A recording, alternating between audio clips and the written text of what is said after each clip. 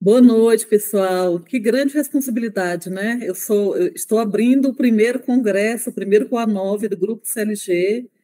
Me sinto extremamente honrada. Queria iniciar agradecendo o convite do coordenador, professor Bruno Verzani, de todos os organizadores do grupo. E é uma grande honra estar aqui com vocês para falar desse assunto que a gente tem se apaixonado. A gente tinha uma expectativa da lei já estar, né? Sendo, né, utilizada de forma obrigatória, veio, né, como todos sabem, essa medida provisória que adiou, né, essa aplicação obrigatória para dezembro, mas, como todos sabem, o processo licitatório ele não se inicia, né, com a parte externa, com a parte competitiva, ele requer uma parte preparatória, então, na verdade, né, essa obrigatoriedade, né, se você vai aplicar a nova lei, tem que começar a ser preparado, né, o procedimento tem que ser preparado muito antes disso, né, muito antes do último dia útil de dezembro de 2023. Mas vamos lá, pessoal, quero ver aqui de onde são vocês, eu estou aqui acompanhando o YouTube ao mesmo tempo, né, então estou vendo aqui gente de Minas Gerais, de onde mais? Da Bahia. Falem aqui de onde são, pessoal. Tem gente de Brasília aí? Tem brasiliense? Aqui está muito legal, está recheado, né? 810 pessoas temos ao vivo agora, então um público excepcional, tudo mérito dos organizadores, né? Que divulgaram muito bem o evento e que realmente conseguiram atrair esse público tão vistoso aqui que a gente está vendo, né? Um público bem interessante, né? É, Pessoal, para fins didáticos, eu vou começar então a compartilhar um materialzinho que eu preparei aqui para vocês, dado também o pouco tempo que a gente tem, então fica muito mais didático. Eu vou começar aqui. Espera aí, compartilhar o material. Compartilhando esse material, eu não tenho acesso, gente, a vê-los aqui na tela, então de vez em quando eu vou olhar aqui para o celular, porque eu estou olhando o YouTube, tá certo? Acho que deu até uma travadinha no meu celular agora, e agora o chat está assim correndo igual um doido, né? Eu estou vendo o povo aqui da Bahia, Paraíba, Brasília, Daniel de Brasília, Rio de Janeiro, Caruaru de Pernambuco. Gente, eu sou apaixonada por esse mundo online, né? Eu acho fantástico estar conectada com gente do país inteiro, né? Isso me deixa até emocionada. Pessoas que de outra forma eu jamais estaria conectada, né? Então, isso é muito fantástico, né? Que bom que cada vez mais as pessoas estão descobrindo, né? Como não é desprezível, né? Esse ensino online, essa interação online, e a gente acaba se adaptando, obviamente, sabendo que os encontros presenciais continuam tendo seu valor, né? Mas é muito legal, né? Aqui, Bahia, Ceará, Campinas, vamos lá, professora, né? Não pode ficar enrolando muito para começar pelo avançado tempo, né? Então, vamos falar sobre a inexigibilidade na nova lei de licitações e contratos, beleza? Vamos passando aqui. As apresentações aqui, a minha não vou fazer, porque já foi feita, né, ali pelo Felipe. Só quero aqui deixar registrado o meu Instagram e se achar interessante me seguir, o perfil é @Marilene Matos Advogada. É um grande prazer ali interagir com vocês também pelo Instagram, tá certo? Vamos lá, então. Então, começo dizendo o que para a gente entender o que é uma licitação inexigível, a gente tem que entender o que significa ser inexigível, né? E aí o Aurélio diz para a gente que inexigível, que não pode ser exigido, né? Que não é exigível e que é o contrário, evidentemente, de exigível, né? Então, é algo que você não tem condições de exigir. Isso aí nos leva, então, a uma ideia de impossibilidade fática, né? A gente tem aí uma impossibilidade fática de licitação, a gente tem uma impossibilidade de competição, que é a essência de um processo licitatório, é ter uma possibilidade de competição entre os interessados em contratar com a administração pública, ok? Vamos lá, então. Então, se é inexigibilidade, né, se inexigível, aquela inviabilidade fática, o que não tem possibilidade de competição, então a gente começa uma pergunta, né? Há uma nova disciplina da inexigibilidade na nova lei de licitações? A gente tem, então, um novo tratamento para essa inexigibilidade? A gente sabe perfeitamente que a Lei 14.133, ela não é uma lei disruptiva, não reinventou a roda, pelo contrário, é uma lei que veio agregando experiências normativas bem-sucedidas, como o pregão, como algo do RDC, algo da lei das estatais. Então, a gente não tem uma disrupção aqui, a gente tem uma continuidade, a gente tem algumas adaptações que eram necessárias até pelo tempo, né, já de vigência da lei 66693, ok? Então, temos uma nova disciplina da inexigibilidade na nova lei de licitações, é isso que a gente vai ver agora, tá? Pessoal, esse dispositivo eu adoro explorar ele ao máximo nas minhas aulas, que é o inciso 21 do artigo 37 da Constituição Federal. Aqui a gente tem a pedra de toque do procedimento licitatório, tá? Esse artigo aqui eu gosto de olhar ele assim com lupa, olhar ali nas entrelinhas, sabe? E ele não me cansa nunca. Então vamos lá. O que esse inciso 21 diz? Ele diz o seguinte: ressalvados casos especificados na legislação, as obras, serviços, compras e alienações serão contratadas mediante processo de licitação pública. Então, aqui a gente tem como se fosse um princípio da obrigatoriedade de licitação. O Constituinte aqui, ele disse o seguinte: a administração pública, você é obrigado a licitar para contratar. É um pressuposto das contratações, ok? Esse dispositivo ele nos traz mais uma informação importante. Ele diz assim, olha só, ressalvar os casos especificados na legislação. Então, o que isso quer dizer? Que para eu ter uma exceção à obrigatoriedade de licitar, quem é que tem que dizer onde está essa exceção? Quem é que tem que criar essa exceção à regra geral? Quem tem que criar é o legislador, tá? É o legislador. Então, não pode decreto do prefeito, tá? Não pode portaria, não pode instrução normativa criar hipótese de inexigibilidade, de contratação direta, porque a contratação direta não é só inexigibilidade, tá? Olha só, esse dispositivo está nos dizendo que somente a lei pode criar hipóteses de contratação direta, hipóteses em que você, a administração, irá contratar sem o pressuposto do procedimento licitatório, tá? Essa regra aqui, ressalvar os casos especificados na legislação, quer dizer legislação nacional, tá? É uma regra nacional. E quer dizer o seguinte, que o Estado não pode criar novas hipóteses de contratação direta que não estejam previstas no Regramento Geral das Licitações. Como a gente sabe, a Lei 14.133 é uma norma de observância obrigatória, não só na esfera da União, como na esfera dos estados e dos municípios, tá? Então, esse ponto aqui já foi batido o martelo, já teve discussão, e o fato é que não podem ser criadas hipóteses novas de contratação direta que não estejam na Lei Geral de Licitações, tá? Vamos lá, então. Seguindo aqui, pessoal, então, quais são essas hipóteses de contratação direta, tá? Quais são as hipóteses em que eu posso dispensar esse procedimento prévio licitatório, tá? Então, essas hipóteses são inexigibilidade e dispensa de licitação, tá? E a gente tem aí, então, essas hipóteses em que a administração pública poderá contratar sem o prévio procedimento licitatório. Vamos lá, então. Se a regra geral, que está no artigo 37, inciso 21, é o procedimento licitatório prévio à contratação pela administração pública, a gente pode afirmar que a contratação direta é uma regra, ou a gente pode afirmar que essa contratação direta é uma exceção. Do ponto de vista jurídico, juridicamente falando, a contratação direta é uma exceção, porque a gente acabou de ver ali no artigo 37, inciso 21, que a regra é o procedimento licitatório, isso do ponto de vista jurídico. E do ponto de vista fático, do que realmente acontece, olha só, veja bem isso aí. Esses dados pegam as contratações do governo federal do período de 2016 a 2020, tá?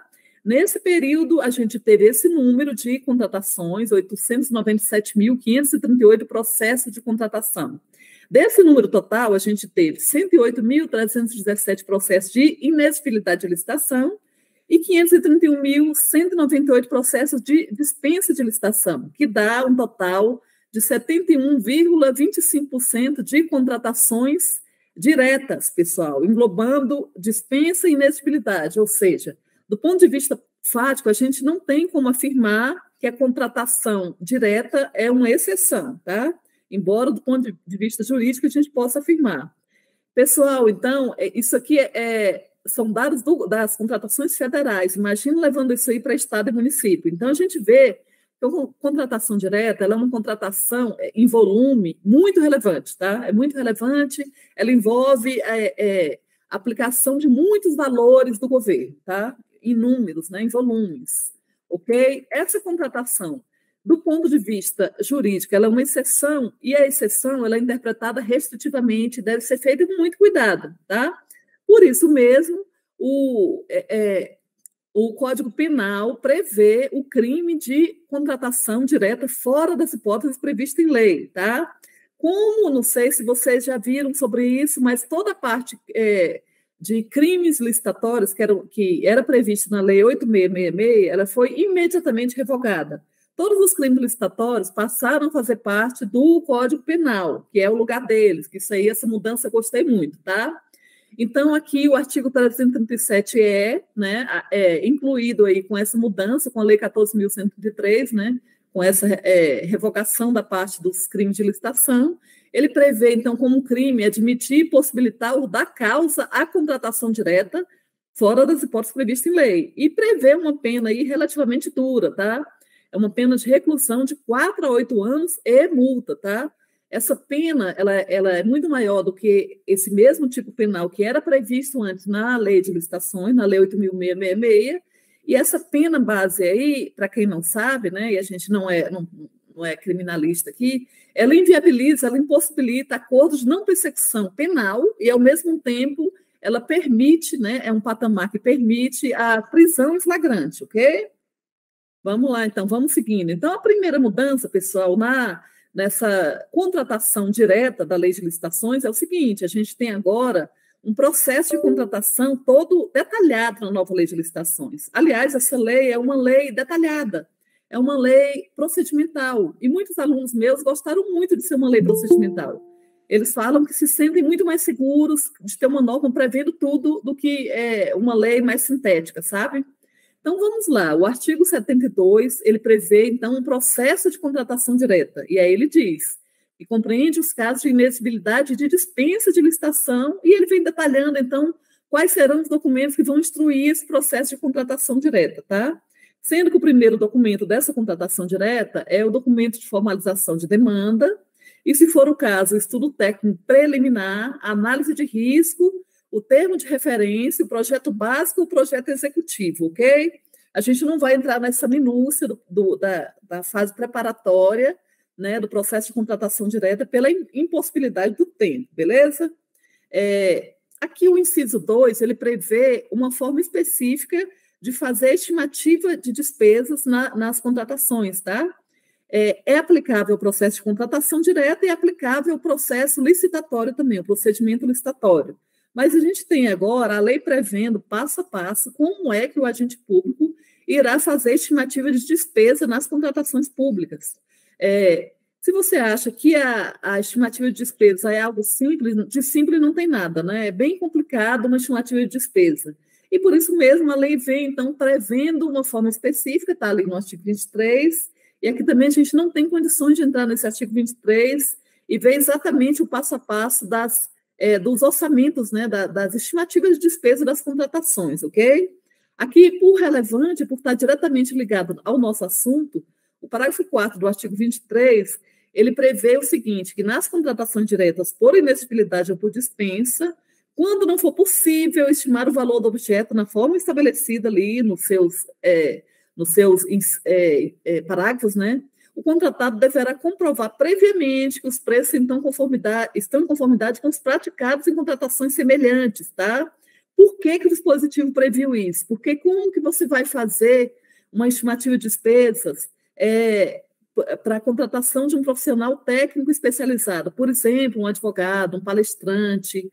Você não tem uma tabela de palestrante, não tem como pesquisar ali nas mídias especializadas, quanto custa uma palestra, porque às vezes aquele palestrante ele tem o valor dele, né? Então, o que o dispositivo está te dizendo? Você vai fazer uma autoparametrização de valores, ou seja, se a administração vai contratar um determinado palestrante por inexigibilidade, ele vai ter que comprovar que o valor dele de mercado para contratações semelhantes, ou seja, a hora dele, né, é o que ele está cobrando ali. Tá? E a lei coloca, inclusive, que essa comprovação pode se dar por nota fiscal, por contratos ou outros documentos idôneos, em data em que ele foi contratado no período de 1 ano, tá? Para comprovar, então, que ele não está cobrando mais porque a administração, porque é o Ministério da Economia, porque é o Ministério fulano de tal, mas esse é o valor dele de mercado, tá certo?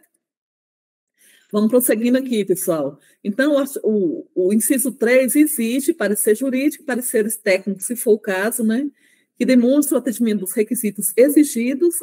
A própria lei prevê que quando é dispensa por pequeno valor não é necessário o parecer jurídico, né? Que aqui não vai ser o nosso caso. Aí vem depois a demonstração de previsão de recursos orçamentários, comprovação de que o contratado preenche os requisitos de habilitação, ou seja, que ele, né, que está em dias com os impostos, com as obrigações com o INSS, que ele existe juridicamente, né, com a qualificação necessária para o objeto da contratação, tá? A razão de escolha do contratado, por que a administração está escolhendo determinado contratado e não outro, tá? Será que é porque ele é um profissional de notória especialização? Será que é porque ele é um artista reconhecido naquele estado? Será que é pelo preço? Porque, por exemplo, numa contratação por baixo valor, o preço pode ser uma razão, né, da escolha do contratado. E a justificativa de preço, certo? Que aí, na mesma linha do que está na lei, o TCU já decidiu, né, já tinha decidido, no acórdão 2993 de 2018, que essa comparação de valor é uma autoparametrização, ou seja, o próprio contratado vai comprovar que o valor dele de mercado é esse, tá certo? A gente tem também a autorização da autoridade competente, então some aquela horrível ratificação, eu não sei se alguém que já conhecia. Gente, o meu YouTube aqui está travado, eu não estou conseguindo ver vocês, olha só, travou aqui. Vou até entrar de novo aqui, tá? Porque eu quero acompanhar. Só um pouquinho, tá? Vou entrar aqui de novo. Bom, então sumiu essa ratificação da autoridade competente, que eu entendo que era uma burocracia desnecessária, né? Que agora não tem mais, tá? Então já é um avanço dessa nova lei, tá? E, por fim, a lei exige que o ato da contratação direta, né, ou o extrato, seja divulgado em sítio eletrônico oficial. Esse sítio eletrônico oficial, quando, né, pode ser o Portal Nacional de Contratações Públicas, mas quando o órgão ou entidade não tem essa interligação, né, eu entendo, acompanhando alguns doutrinadores, que esse sítio eletrônico oficial pode ser o portal ali, um portal oficial do ente ou do ente federativo ou da entidade, ok?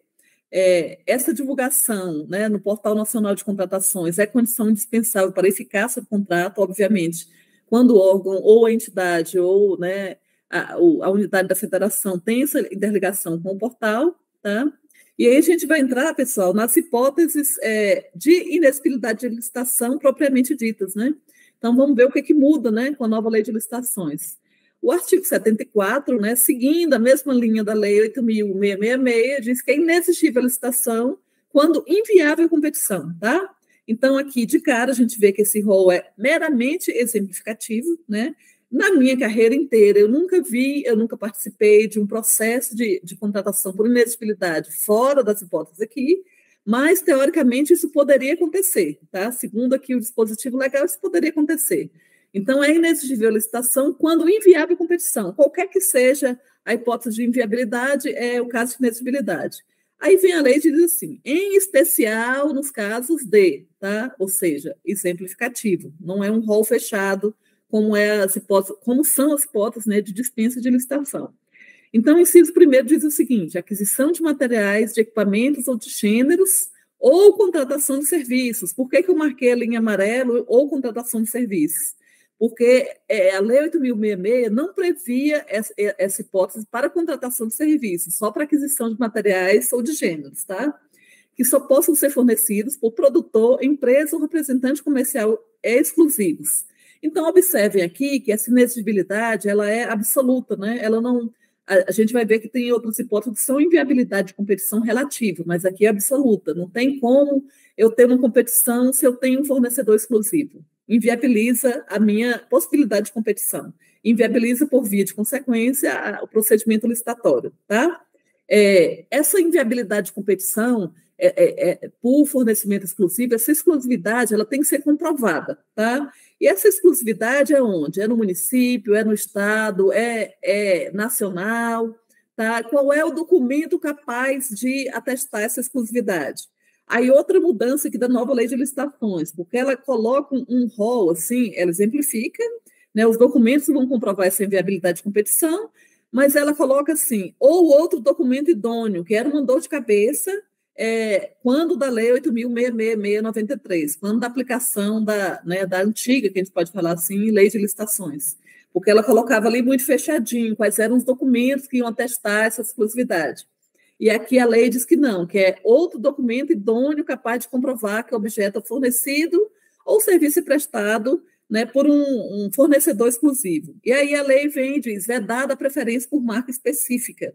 Então, assim, você não pode dizer que vai comprar determinado produto e ele é de um fornecedor que só fornece essa marca, tá? Então, você tem que comprovar que só aquela marca atende, que aí é outra coisa, né? Que aí sim, você tem justificativo para comprar por inexigibilidade. Mas o fato de só ter um fornecedor para determinada marca não te obriga a você comprar daquela marca se o mercado oferece produtos similares, que atenderiam à necessidade da administração, beleza? Vamos prosseguindo aqui, então. Olha só, a lei prevê no artigo 41 as hipóteses de indicação de marca modelo. Não é que a lei não preveja hipótese de indicação de marca, tá? Então, tem ali o artigo 41 diz, né, em decorrência de necessidade de padronização do objeto, manter compatibilidade com plataformas e padrões, quando determinada marca ou modelo foram os únicos capazes de atender a necessidade do contratante, tá? Então, tem as hipóteses de indicação de marca ou modelo que não necessariamente vai te levar a uma inexigibilidade. Eu posso ter uma marca, determinada marca, que é fornecida por vários fornecedores, e aí eu tenho uma possibilidade de fazer uma licitação para alguém me fornecer aquele produto naquela marca, tá? Vocês estão entendendo a diferença, né? E meu YouTube travou aqui, estou meio chateada com isso. Então, uma coisa é a exclusividade do fornecedor e a outra coisa é a exclusividade do objeto, tá?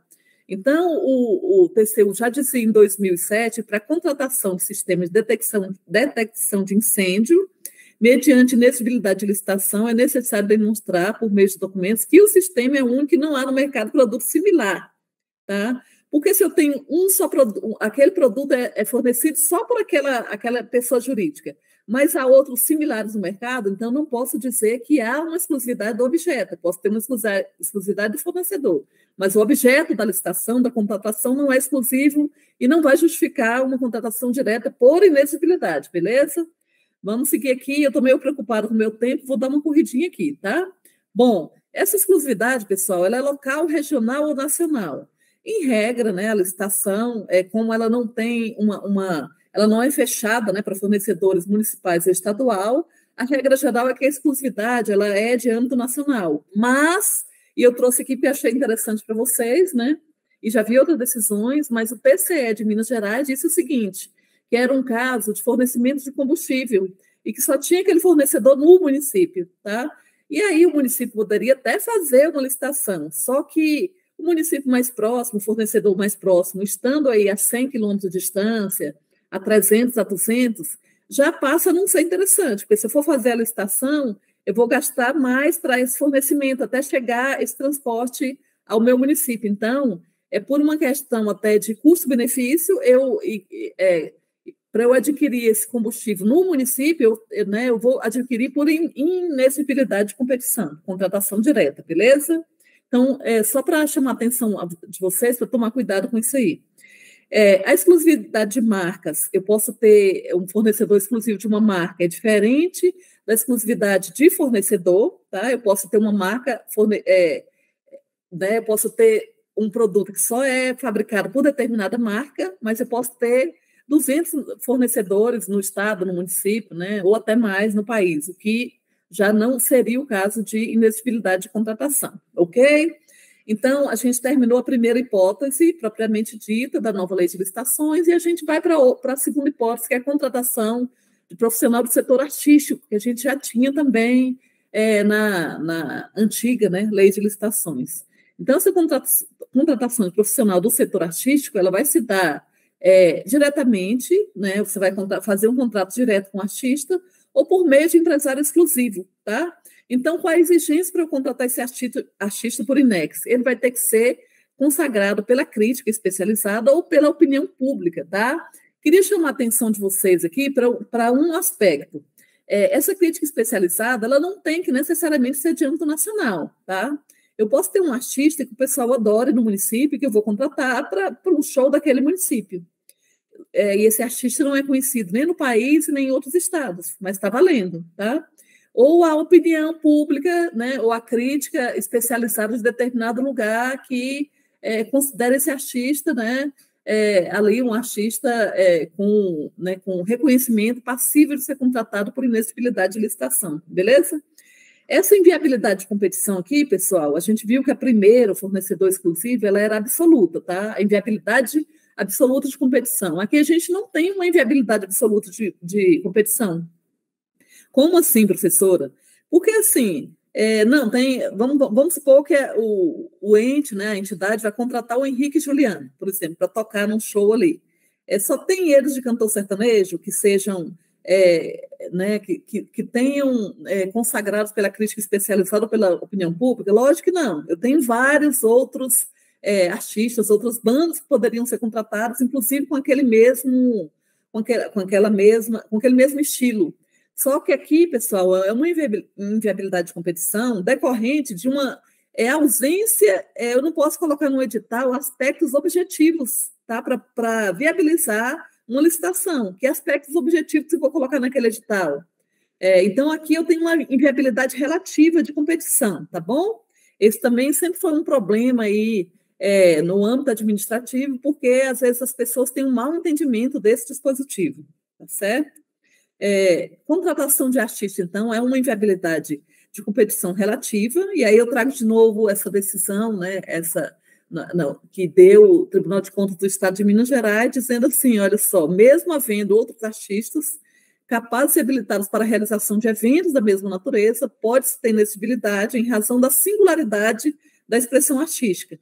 Pessoal, então, essa contratação de artista que ostenta uma inviabilidade relativa é uma contratação que ela é revestida de certa discricionariedade por parte da administração, tá? Então, com certeza, aqui tem uma certa discricionariedade, porque eu poderia contratar outro, mas eu optei por contratar aquele. Outra observação que eu quero trazer aqui para vocês é a questão do empresário exclusivo, tá? A lei aqui vem esclarecendo, deixando de forma mais clara, né, que esse empresário exclusivo, ele é uma pessoa física ou jurídica que tem uma exclusividade permanente e contínua de representação, tá? Por quê? Porque era muito comum, né, já aconteceu muito, aquela pessoa dizer que é um empresário, mas ela foi contratada para aquele evento, tá? Então, é o tipo de empresário itinerante, de exclusividade itinerante, né? Uma expressão que é usada assim, então a lei vem e deixa mais claro que não, que é aquele empresário que tenha uma exclusividade permanente e contínua de representação daquele artista, tá? Daquele profissional do setor artístico, beleza? Aqui vem dizendo a divulgação, né? É necessário, né, como todas as contratações diretas, que o contrato e os aditamentos sejam publicados no prazo de até 10 dias úteis. E aqui, quanto à contratação de artista, a lei vem esclarecendo que não basta publicar o cachê do artista, tem que publicar o cachê da banda, dos músicos, do transporte, da hospedagem, da estrutura, né, daquele palco, que às vezes é até mais caro do que o próprio cachê do artista, tá? Isso é uma questão de transparência que eu achei muito relevante nesse caso. Pessoal, eu estou achando que a bateria do computador aqui está acabando, acho que o gato tirou ali da tomada, eu vou pedir 30 segundinhos para colocar, sabe? Coisas de apresentação online, só um minutinho. Sem problema, professora. Fica à vontade. Pessoal, só aproveitar rapidinho aqui, fazer uma intervenção. Eu vi que teve gente falando que não está conseguindo comentar no chat, é porque vocês não se inscreveram no canal, né? Pô, vocês estão aí acompanhando o congresso, né? Um grande evento, uma grande exposição da professora Marilene, então se inscrevam no canal, deem aquela curtida lá, e aí vocês vão conseguir comentar no chat, beleza? A professora Marilene já voltou? Vamos. Voltei. Realmente o gato tinha puxado ali, tirado, o risco de a gente ficar aqui sem bateria, né? Vamos lá, então. Pessoal, então a gente vai para a terceira hipótese de contratação por inexigibilidade, que é o nosso, né, o caso de nós, né, advogados, né, profissionais né, que irão prestar os serviços técnicos especializados de natureza predominantemente intelectual, tá? Isso significa que eu não posso contratar, por exemplo, um pintor que é um profissional técnico especializado, mas a atividade dele não é predominantemente intelectual. Pintor ali do prédio, vai pintar o prédio. Ele tem uma técnica, tem uma maestria, mas não posso falar que seja uma atividade predominantemente intelectual, e aqui já esclarecendo que não se trata de nenhum demérito ao pintor de parede, tá? Diferentemente daquele que vai fazer um painel, alguma coisa, que aí a atividade dele vai requerer uma maestria, né, predominantemente intelectual. Bom, vamos lá, então. Então, a lei prevê essa hipótese de contratação direta e já diz que é vedada a inexigibilidade para serviço de publicidade e divulgação. Por que vocês acham que a lei, o legislador optou por já trazer essa vedação?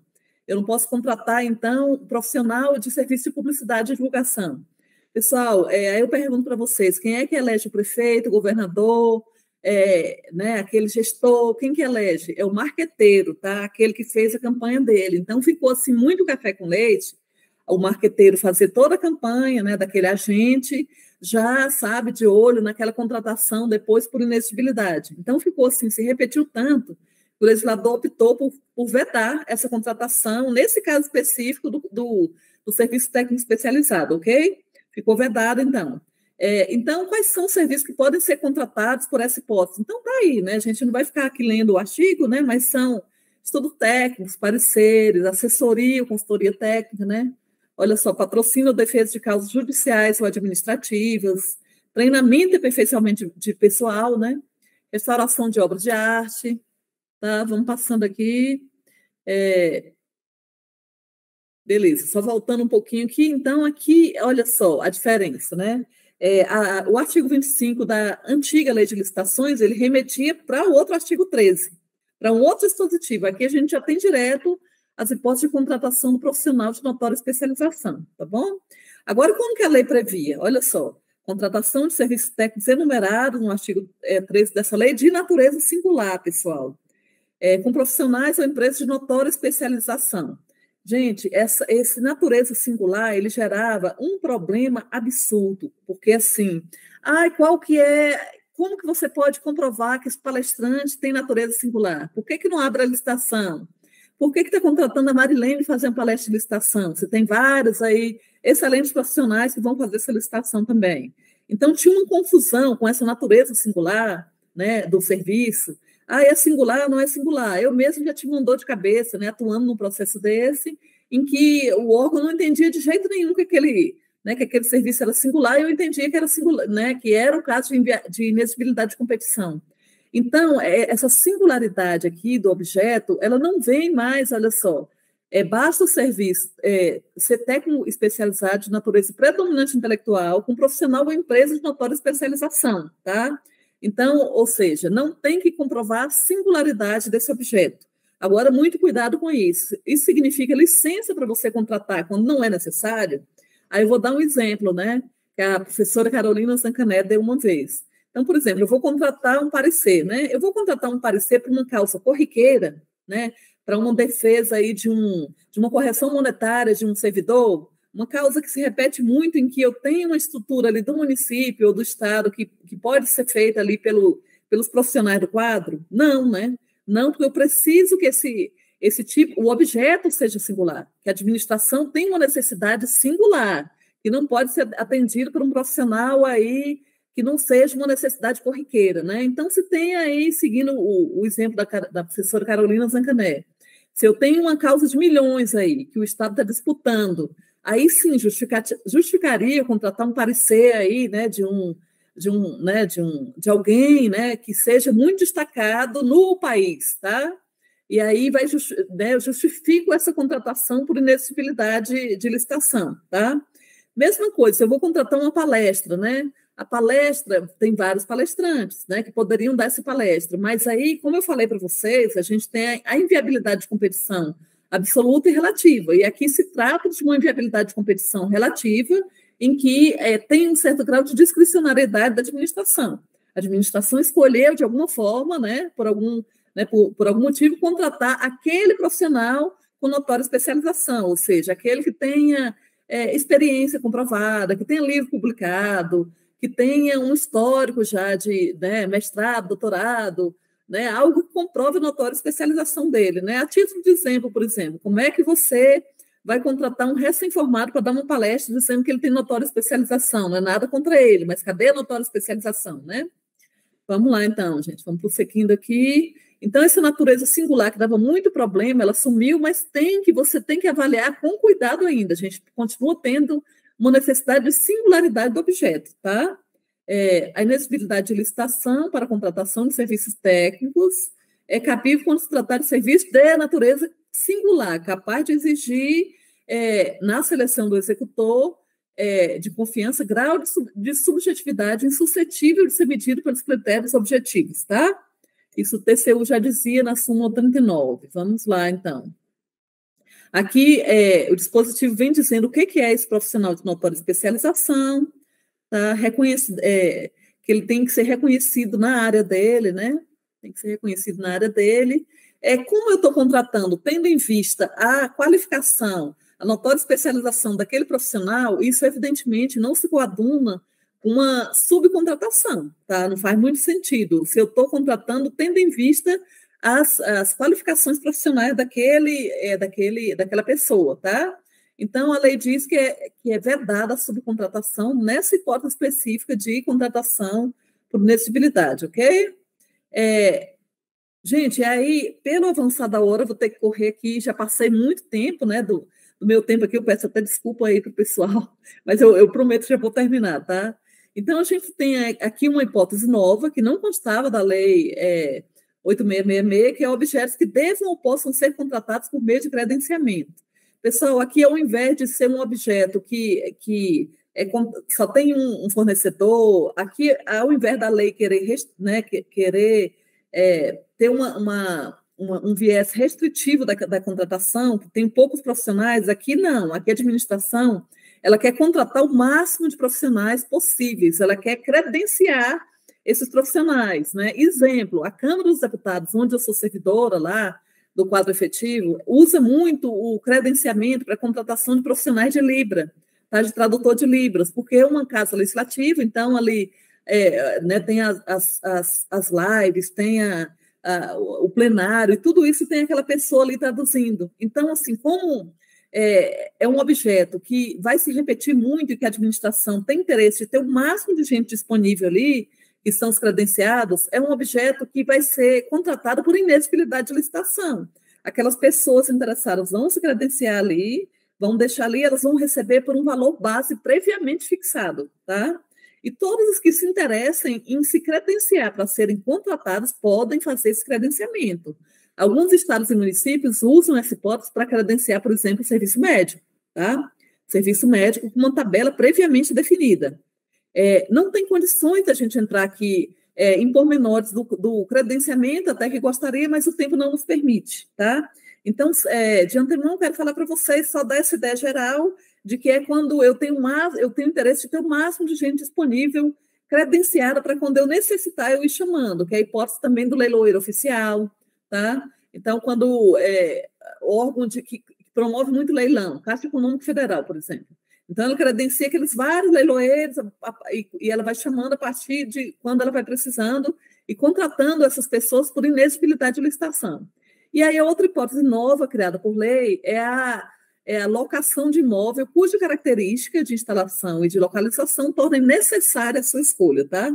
Aquisição ou locação de imóvel. Era uma hipótese de dispensa de licitação, passou a hipótese de inexigibilidade de licitação. E ali, o parágrafo 5º exige que seja demonstrada a singularidade do imóvel, tá?